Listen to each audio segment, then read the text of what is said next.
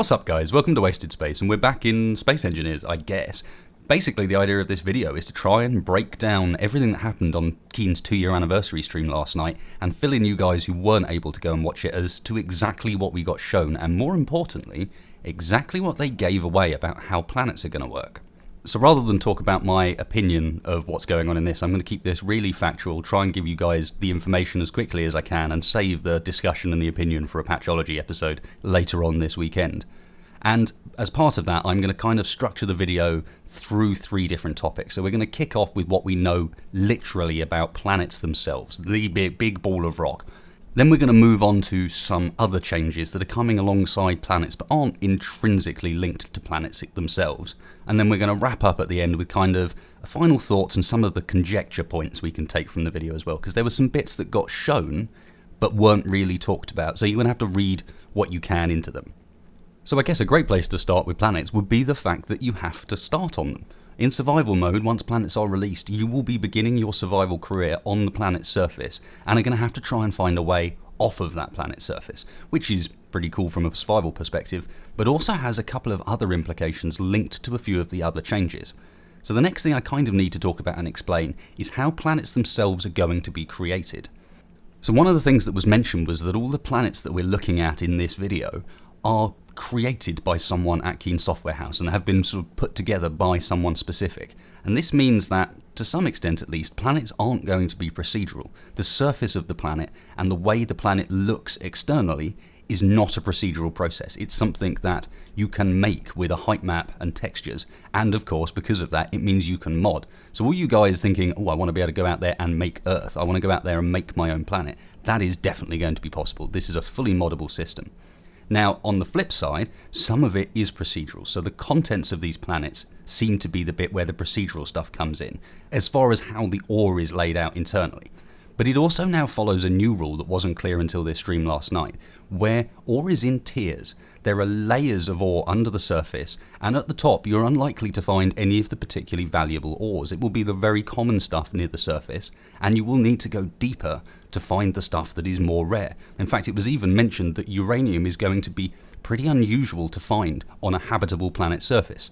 So if we're down on Earth, don't expect to just be digging a shallow mine and coming across uranium, which links very nicely with this whole thought of these new thrusters, the hydrogen thrusters that they released into the game this week, are going to be required. That is how you're going to get from the surface to space. Now, speaking of hydrogen, I also have to break some pretty bad news to anyone who hasn't heard this. We did talk about this in Patchology a little bit, but there will be no procedural water, at least not to begin with. They were pretty clear that they don't want to rule anything out in the long term, so everything they're saying is about now the first release of planets, but there's not going to be volumetric moving water like we expected. Which leads us on to a slightly more interesting question, and one they didn't really talk about a huge amount in the stream, but we can extrapolate a bit from the video. So if I pause this at just the right moment, there's a few different times during the stream where you can see what are these lakes. And unfortunately we can also now see and get a pretty good idea that these lakes are ice. They are, for all intents and purposes, a lovely big source of hydrogen. So while we won't have procedural volumetric cool water, we are going to have some representation of water in the form of ice, and of course that is going to be very, very useful, because we now also know that you're going to need that ice to create both your oxygen but also your hydrogen fuel.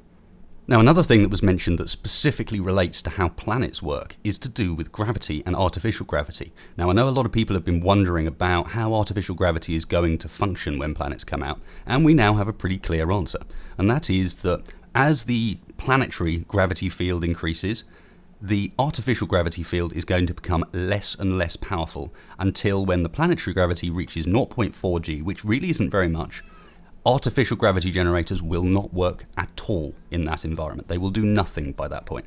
Now, we can take from a few of the different maps and the different planets we saw in the stream that moons are going to have a 0.25 G gravity field. So that means it's a very low gravity field, but it also means artificial generators will work on the moon.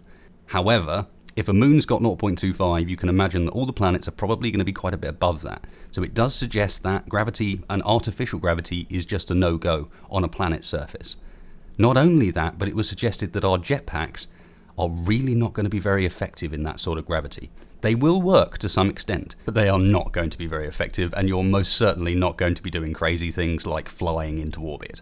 The last thing we can kind of extrapolate from this about the planets themselves from this stream is the fact that biomes is a question that's come up a number of times, and basically if these planets are not being made procedurally, then there's no reason for biomes not to exist.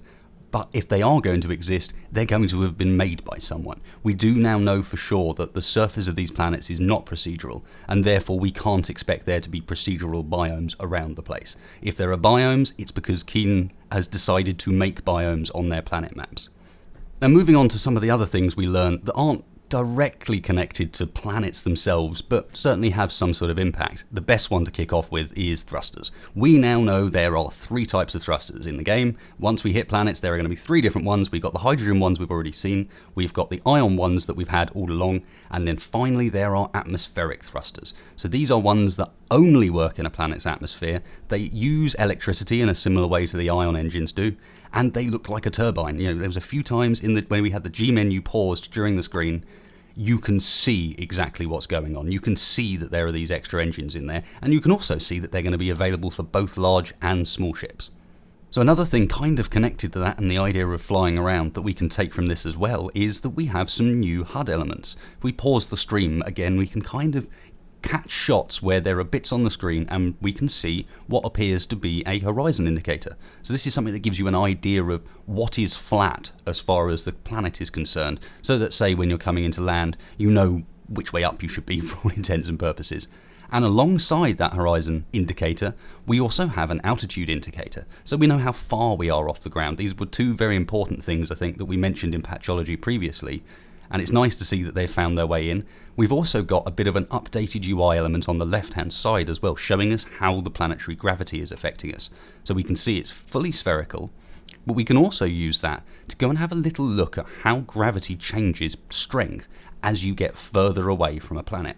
So fortunately, they actually fly a ship away from a planet during the stream, and we get to have a really good look at how far away they are and what difference that's making to the planet's gravity field. And in the case of this planet at least, it takes them about 40 kilometers before they're far enough away for there to be no longer any effect from that planet. If you think about what we were saying earlier about artificial gravity not working very well within planet gravity fields, that's going to have a pretty interesting impact, especially if we're talking distances like that, 40 kilometers. That's almost as far as an antenna can broadcast. Add on to that we also got confirmation that jump drives will not work within planetary gravity. So that means that you also can't jump really close into a planet, and you can't jump off of a planet. That's going to make traveling to and from planets and the whole scale of everything really noticeable. Now the next thing I'm going to have to mention, and to be honest everyone seemed to want to ask questions about this one in particular, is the sabroids, the space spiders. And fortunately I got a little bit more information on the after stream that I kind of ran on my channel. We had the advantage of a couple of the devs coming over again, and we got a little bit extra regarding what exactly these spiders are going to be like. And the main one we could take from what they said was that spiders like flesh, which is scary. But what it also means is that they're going to come after you rather than your buildings. Honestly, there was a few bits like that mentioned that it's very hard to talk about because there wasn't a lot of solid information behind it, but I feel it's a good idea to mention anyway because to some extent it does confirm something. Another one to mention is that there will be some form of food in the game. We don't know what, they kind of got distracted halfway through the question, but the end result is there is going to be food, and I would imagine probably comes from deer. That seems to be a pretty obvious way of transferring some of the medieval engineers stuff over. There was even a very brief mention of the idea of different types of suits, but I can't tell you much more than there was a brief mention of it and no real depth or explanation behind it. Now the final thing, and this is kind of a big one, I think this is probably the thing I got the most excited about watching this stream, is the performance. And this is obviously not something they talked about that much. There were some specific things they said about performance, and I'll move on to that in a second. But from a general perspective, we got to see them do a huge amount of stuff on a massive planet. Different massive planets even, with other planets going on in the same world as them, on a computer that isn't that amazing. You know, the computer they were streaming it all from was not bad, but it is not some crazy supercomputer. And as you guys can all see, not only does it run really nicely, it's running really smoothly, but the level of detail adjustments, which is the way they scale down stuff as far as how complex it is as you get further away from it, and it saves performance a lot, has been done really, really well in this version. I mean, you can see as you pull back from the planet, it's not like you're noticing trees just disappearing from view all of a sudden or any of that rubbish. It's all running smoothly and it looks amazing. I'm sure every last one of you, especially the guys who didn't get to see the stream last night, are looking at this footage and going, wow, planets look great. Now that comes with a little bit of a caveat.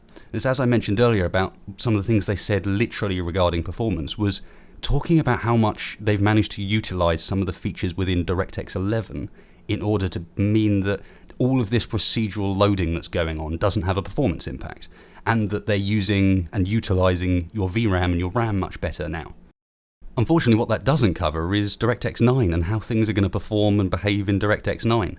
And there was no real information regarding that, so the best I can say is it certainly looks like a positive future, and they certainly confirmed a lot of performance updates as far as DirectX 11 is concerned. For DirectX 9, I can't say, unfortunately.